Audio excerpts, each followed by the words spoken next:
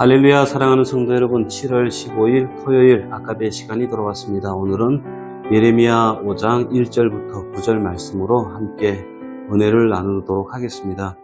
오늘 본문에는 여호와 하나님과 또 선지자 예레미야가 나누는 대화의 내용이 등장합니다.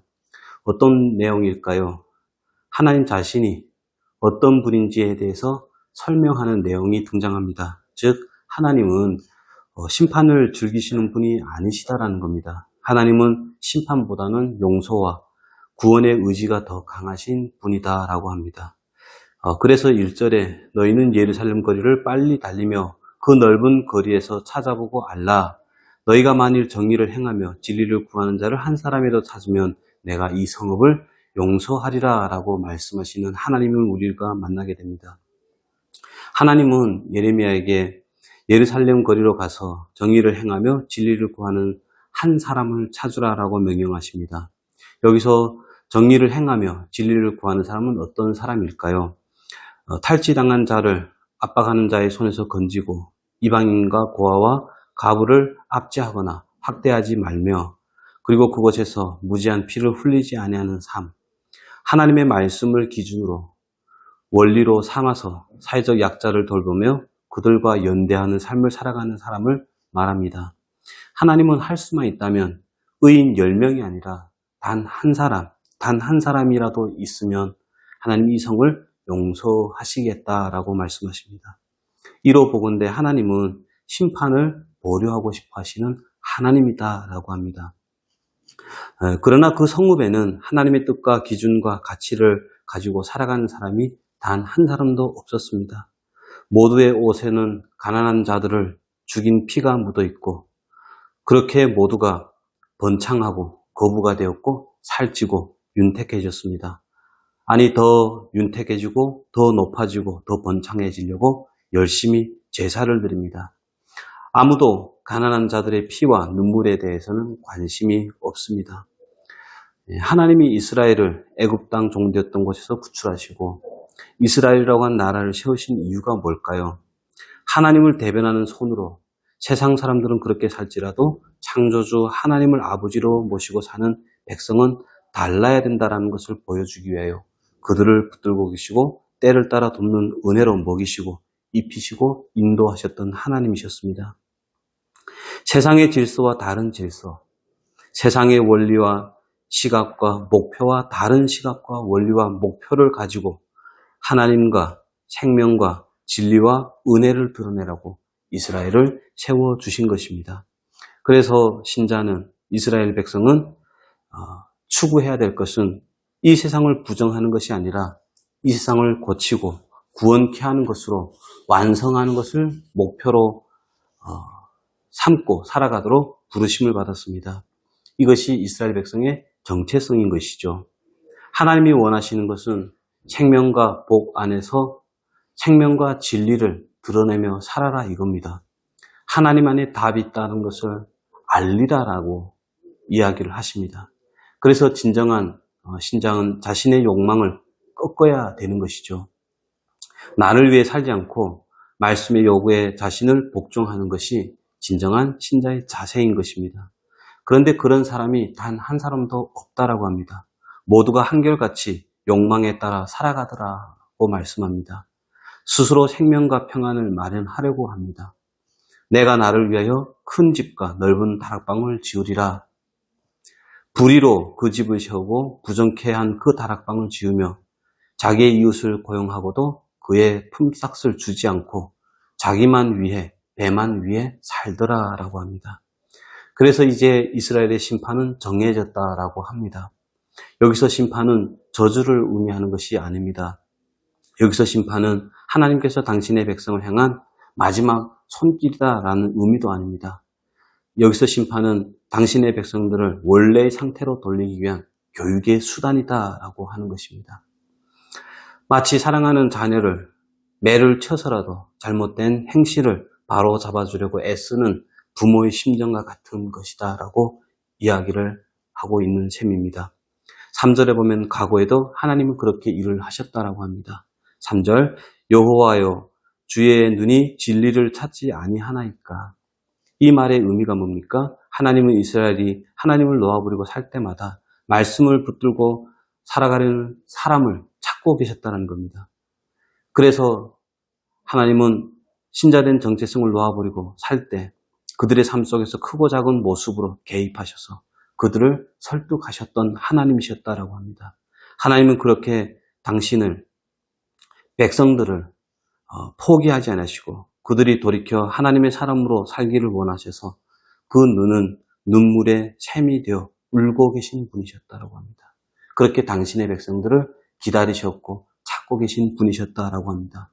그런데 과거에도 그랬듯이 여전히 현재에도 이스라엘은 주께서 그들을 치실지라도 그들이 아픔을 알지 못하며 그들을 멸할지라도 그들이 징계를 받지 않으려고 그들의 얼굴을 바위보다 굵게 하여 돌아오기를 싫어했다라고 합니다.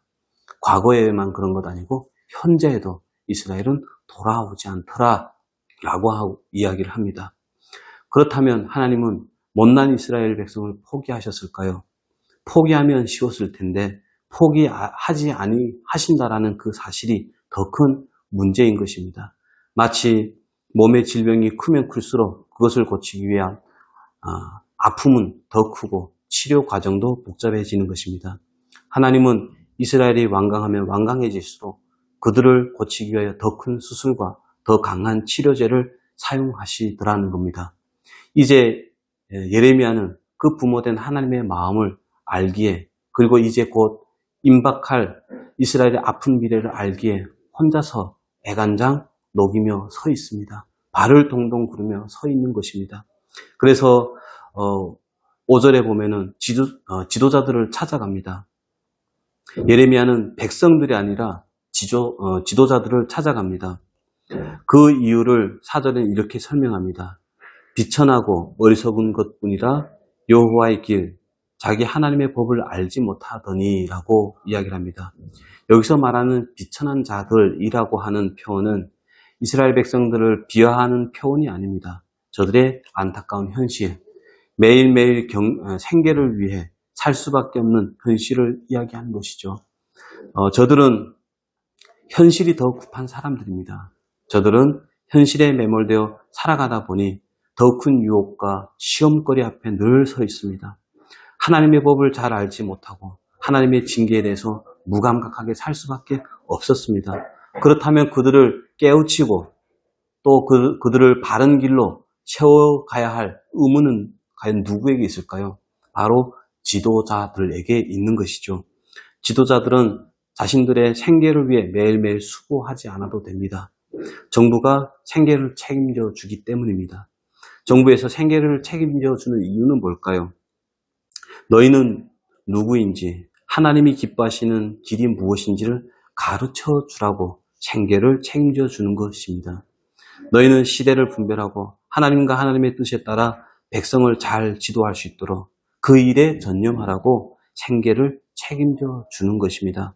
그런데 왕도, 제사장도, 관료들도 자기 배 채우기에 급급한 모습을 보고 있습니다. 5절의 표현처럼 그들은 여호와의 길, 자기 하나님의 법을 안다 하였더니 그들도 일제히 멍에를 꺾고 결박을 끊어버립니다. 마치 고삐가 풀린 황소가 된 것입니다. 이에 대한 하나님의 말씀은 무엇입니까? 7절 상반절에 내가 어찌 너를 용서하겠느냐입니다. 9절에 보면 여호와의 말씀이니라 내가 어찌 이 일에 대하여 벌하지 않겠으며 내 마음이 이런 나라에 보복하지 않겠느냐라고 말씀하십니다. 이스라엘이 자초한 일입니다. 그리고 하나님은 신실하셔서 당신의 백성을 포기할 수 없어서 이제 더 큰 아픔, 더 큰 심판으로 이스라엘을 뜯어 고치려고 손을 드십니다. 그 심판의 방법은 오늘 본문식으로 표현되면 6절에 이렇게 되어 있습니다. 그러므로 수풀에 나오는 사자가 그들을 죽이며 사막의 이리가 그들을 멸하며 표범이 성읍을 엿본주 그리로 나온 자마다 찢는 방법입니다. 이 피할 수 없는 예견된 미래는 곧 현실이 되고야 말 것입니다.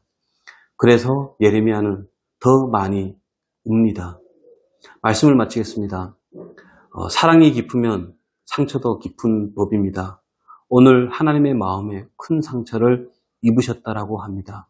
그렇지만 못난 그들을 포기할 수 없어서 또다시 매를 들어야만 하고 또 그 매로 인하여 자녀들은 아파할 것을 아시기 때문에 하나님의 마음은 무겁다라고 하십니다. 답답하다라고 말씀하시는 하나님을 만나보게 됩니다. 그리고 그 마음을 이해하고 있기 때문에 그 하나님의 마음 앞에 예레미야는 울고 있습니다. 선지자이기 때문에 그런 마음을 가지는 것이다 생각하면 안 됩니다. 이 예레미야가 가져야 하는 마음은 그 시대의 이스라엘 전체가 가져야 하는 마음이고 지금 이 시대를 살아가는 모든 신자가 가져야 되는 마음인 것입니다. 어떤 마음일까요? 하나님만이 진리이시고 하나님께만이 우리의 행복과 생명과 평안이 나옵니다. 이제 왕같은 제사장으로 나를 세워주셨으니 이제 나를 세상의 빛과 소금으로 이 어두운 세상에 한복판에서 걸어가라 명하셨으니 이제 하나님의 사람으로 살아가겠습니다.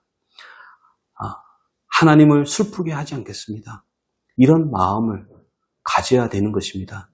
오늘도 하나님의 마음을 이해하고 신자된 정체성을 회복하고 포기하지 않고 삶의 자리에서 여러분의 신자됨을 드러내고 진리와 공의와 정의를 실천하여 누군가에게 힘과 행복을, 위로를, 기쁨을 안겨주는 저와 여러분 되기를 소망합니다.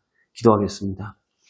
살아계신 하나님 아버지, 오늘도 하나님을 놓아버리고 살아가는 인생을 향하여 하나님의 마음은 무엇인지, 그리고 그 마음을 이해하는 선지자의 마음은 무엇인지에 대해서 함께 살펴보았습니다. 하나님, 우리를 사랑하시는 하나님의 그 큰 사랑 앞에 깊은 감복이 있게 하시고 이해가 있게 하시고 설득이 있게 하셔서 참 하나님을 기쁘시게 하는 삶으로 나아가는 우리 모두 될 수 있도록 도와주시옵소서. 우리는 연약합니다. 그러나 우리의 생각보다 크시고 우리를 사랑하시는 그 하나님의 손길이 함께하고 있기에 하나님 또 한 번 일어설 수 있는 줄 믿습니다. 오늘도 하나님의 사람으로 넉넉히 살아갈 수 있도록 도와주시옵소서. 예수님의 이름으로 기도합니다. 아멘. 예, 감사합니다. 오늘도 말씀 붙잡고 승리하시는 복된 하루 되시기를 소망합니다.